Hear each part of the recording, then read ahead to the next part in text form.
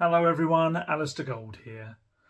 Lots to talk about when it comes to the transfer window today, because it's that kind of time when, especially with the new manager now in place, where the word starts going out there among agents, among people around players, within the club, a little bit more of an idea of what they want, I guess, and what the new manager wants, and what they're trying to aim towards by the end of this transfer window. And that's great for journalists like myself because, people all start to talk amongst each other and you start being able to piece together what's hopefully to come. Doesn't always happen at the end. We've certainly seen that. The best laid plans, especially for Tottenham Hotspur, don't always end up being the end result. But we've got a bit more of a sense now of what Spurs are going to try and do in this transfer window, and that's what's going to be pretty much the subject of this video. In terms of defenders coming in, they're looking all over the place, to be honest. They're looking at home and abroad.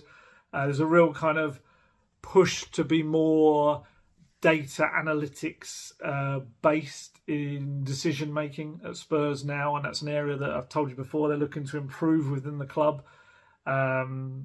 You've got, when we're looking at first at the Premier League, I know, and I reported this before, and I know it's very much still the case, they love Mark Guay. I'm so bad with pronunciations. Someone needs to just give me a lesson sitting down.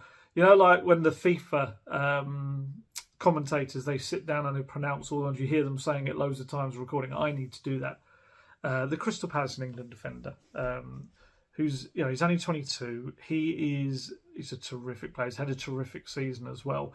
But from what I understand, Spurs still have a massive interest in him. They really, really like him. But the problem is, so do most of the top clubs in England, and I'd imagine abroad as well. And because of that, and the fact that he's got 3 years left on his contract, from what I understand, Palace, if they were even to look to let him go, would require big money.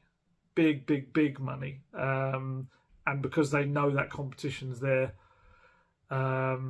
which naturally drives up the price even higher as well. So I do wonder whether that takes him out of Spurs' market, as it were.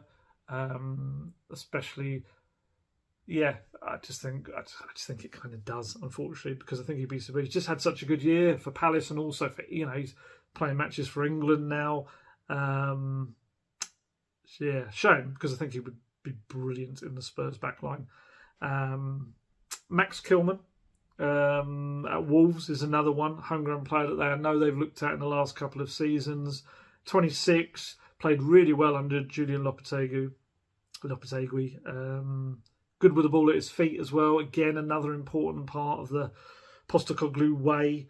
I know there's been a bit of buzz recently about Spurs keeping an eye on what's happening with Aymeric Laporte at Man City as well. He's kind of found himself out of the starting 11 in recent months because of the form of others.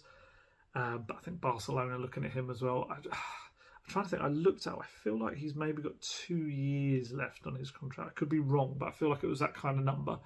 But I would still imagine City don't let players go on the cheap. For all that they will spend on a player, they don't let them go easily either. So, it's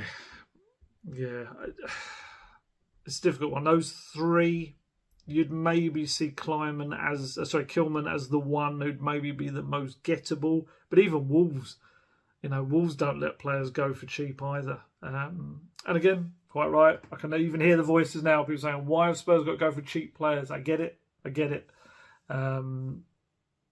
If they want to make a statement in their defence, I think they need to sign a big defender that makes a huge difference, and also bring in a younger defender who they feel can become a star as well. And that, like I say, sounds like they want to have an experienced one and a young one. You look back about because this is the other thing about the Postecoglou system, is it's so different, and that thus requires different targets to last summer's one. So you look at last summer, you remember me telling you that the top two on Paratici's wish list for Conte, although how gettable they were, we kind of saw the answer to that was Josko Gvardiol from Leipzig and Alessandro Bastoni from Inter Milan.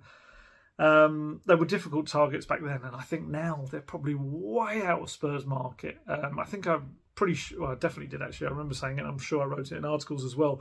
Back then, Guardiola, it was always likely Man City were going to be leading the chase for him if he were to come onto the market, which he didn't back then.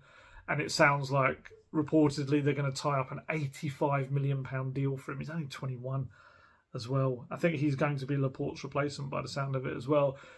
Bastoni was a different one. From what I understood at the time, Spurs were willing to meet the price tag for him, but Bastoni just had no interest. He was so kind of into through and through, wasn't he? He's got all tattoos and everything and didn't really want to leave the club at all. And the only way I think he would have gone is if they'd really tried to push him out the door because of his contract situation. But that didn't happen.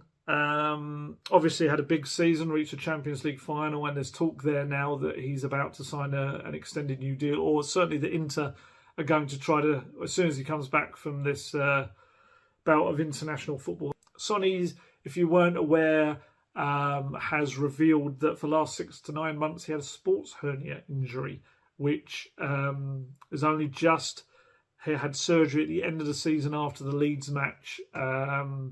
He's been out for about 2 to 3 weeks, couldn't play in South Korea's first game, it was an unused sub. Klinsmann said he's likely to definitely won't start their second game against El Salvador tomorrow, but he is likely to come on at some point. So you're looking at 3 to 4 weeks of being out. It's a difficult one because my first thought when I heard that was, and he's look at the quotes. He said his movement was impacted, his ability to turn at times, and I think he said down to 60% at times, which would explain some of his struggles this season as well as the system he was in. But my first thought was, well, why didn't you get that done during the season? It's a difficult one because Sonny just wants to play, and that is his mentality. He doesn't want to let anyone down. He's such a wonderful character that he just doesn't want to. It's one of those where almost like the club would have to say to him, no, it needs to be done. You need to be sorted. We need to see the best Sonny. But he's such a humble, giving guy that he kind of just puts his body on the line constantly. And you do wonder, because obviously he had the World Cup as well. He said 6 to 9 months it's been going on as well. So obviously he had the World Cup where he didn't want to let his country down. He didn't want to let Spurs down.